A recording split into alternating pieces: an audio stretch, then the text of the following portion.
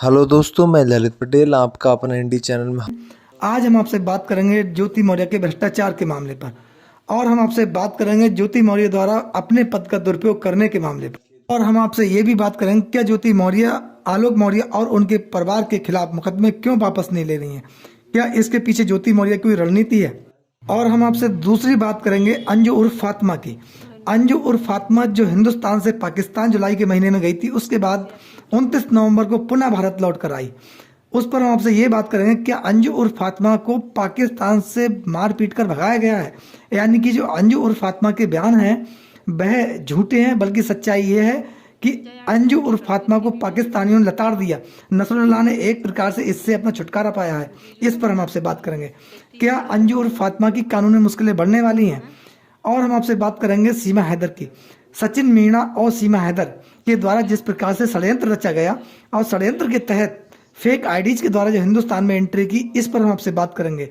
दोस्तों, पहले हम आपसे बात करेंगे ज्योति मौर्य की। ज्योति मौर्य पर तमाम गंभीर आरोप लगे थे और वह आरोप उनके पति आलोक मौर्य ने लगाए थे, लेकिन कुछ आरोप आलोक मौर्य के निजी थे, जिनमें उनका अवैध संबंध और अवैध प्रेम प्रसंग का मामला था जो उन्होंने अपनी पत्नी पर लगाए थे।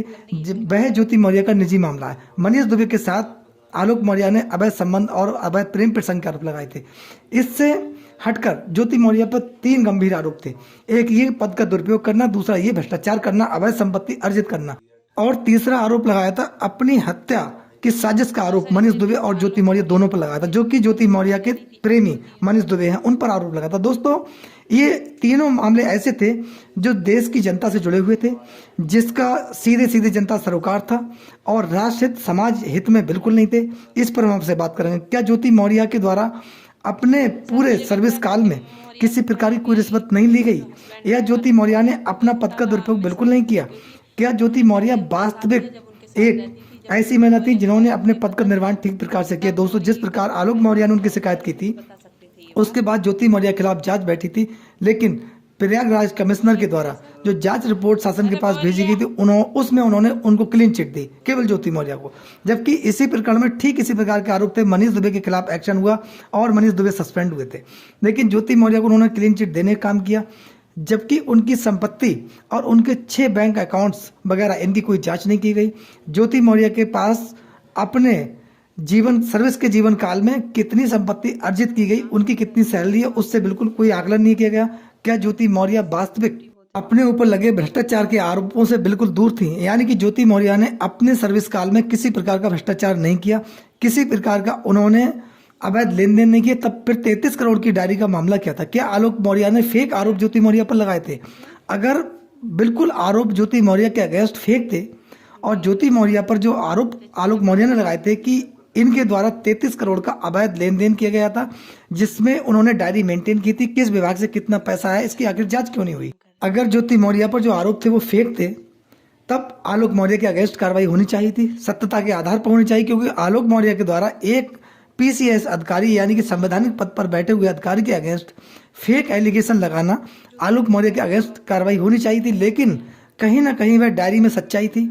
जो आलोक मौर्य के द्वारा ज्योति मौर्य के मामले में पूरी जो डायरी पेश की गई थी, मीडिया के समक्ष कुछ उसके पेज रखे गए थे, अगर वो डायरी वास्तविक सत्य थी तब ज्योति मौर्य के अगेंस्ट कार्रवाई होनी चाहिए, क्योंकि ये मामला देश की जनता से जुड़ा हुआ था। देश की जनता की सेवा करने के लिए एक पीसीएस अधिकारी नियुक्त था और उसने वहां पर अपना हित साधा, अपने स्वार्थ देखे, अपने निजी हित देखते हुए देश की जनता, आम जनता को उन्होंने दूर करने का काम किया और वहां पर भ्रष्टाचार हुआ।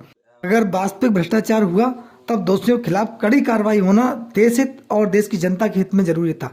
अगर आलोक मौर्य के द्वारा फेक एलिगेशन लगाए थे तो उनके खिलाफ भी कार्रवाई होना बहुत जरूरी था, क्योंकि समाज में एक वह मैसेज जाना चाहिए जो कानून व्यवस्था को मजबूत करने का काम करे। दोस्तों, यहीं पर ज्योति मौर्य पर मनीष दुबे के साथ प्रेम प्रसंग, अवैध संबंध का आरोप लगा।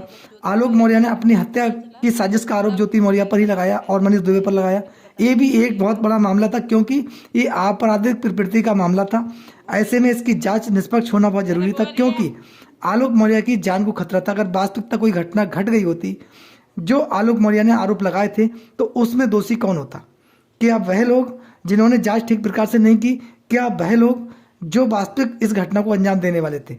या फिर आलोक मौर्य के द्वारा झूठे आरोप लगाए गए थे? तब इसमें निष्पक्ष रूप से जांच होती। आलोक मौर्य ने अगर फेक आरोप लगाए थे ऐसे में आलोक मौर्य स्वयं दोषी थे, लेकिन इसमें निष्पक्षता देश की जनता के सामने आना चाहिए था। कौन दोषी और कौन निर्दोष ये सिद्ध होना न्याय हित में बहुत जरूरी था, क्योंकि ये मामला देश की जनता से जुड़ा हुआ था, भ्रष्टाचार का मामला था, अवैध संपत्ति अर्जित करने का मामला था और पद के दुरुपयोग करने का मामला था।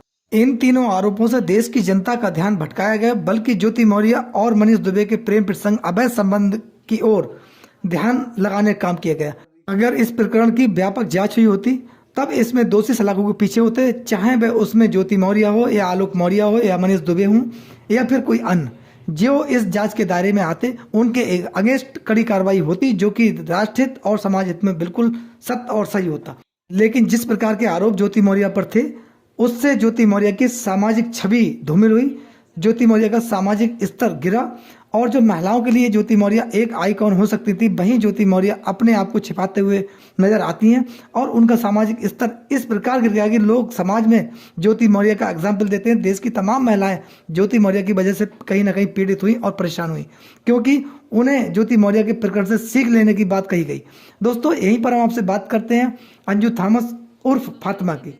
वह पाकिस्तान के गुणगान करते करते बिल्कुल नहीं थक रही है और उसने तमाम बयान नसरुल्लाह के पक्ष में दिए हैं, पाकिस्तान के पक्ष में दिए हैं और अपने पति अरविंद की बार बार एक प्रकार से देखा जाए आलोचना करते हुए दिखाई दे रही है।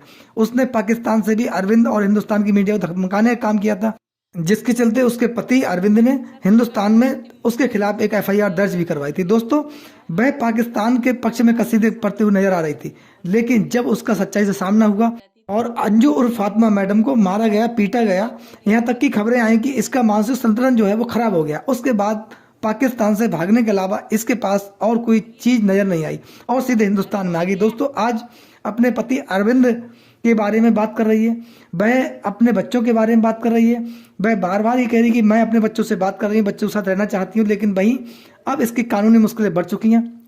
इसके खिलाफ मुकदमा है, कानूनी प्रक्रिया का सामना करना पड़ेगा और देश की जांच एजेंसियां इससे पूछताछ करेंगी, क्योंकि ये मामला देश की सुरक्षा का मामला है। वहीं सीमा हैदर अपने बच्चों के साथ पाकिस्तान से हिंदुस्तान आ गई और उसने बॉर्डर क्रॉस किया, अवैध तरीके से हिंदुस्तान में एंट्री की, फेक IDs का यूज किया, जिसमें बराबर का दोषी सचिन मीणा भी है। दोस्तों, इस पूरे प्रकरण में अभी भी जांच चल रही है और जांच एजेंसी के द्वारा सीमा हैदर को क्लीन चिट नहीं दी गई है, जिसमें इनके खिलाफ कड़ा एक्शन होगा, क्योंकि ये मामला कानून व्यवस्था का है। दोस्तों, ज्योति मौर्य, अंजू उर्फ फातिमा और सीमा हैदर, ये तीनों ही महिलाएं हैं, तीनों ही विवाहित हैं, इनके बच्चे हैं, परिवार है। इनके द्वारा इस प्रकार का कृत्य किया गया, यानी कि प्रेम प्रसंग, इस पर आपकी क्या राय है? क्या इनकी सामाजिक छवि धूमिल हुई है? क्या ये समाज में एक प्रकार का गलत मैसेज इनकी वजह से जा रहा है? ये समाज के लिए हानिकारक है? इस पर आपकी क्या राय है? अपनी राय हमें कमेंट्स बॉक्स में जरूर दें। नमस्कार, जय हिंद, जय भारत, धन्यवाद।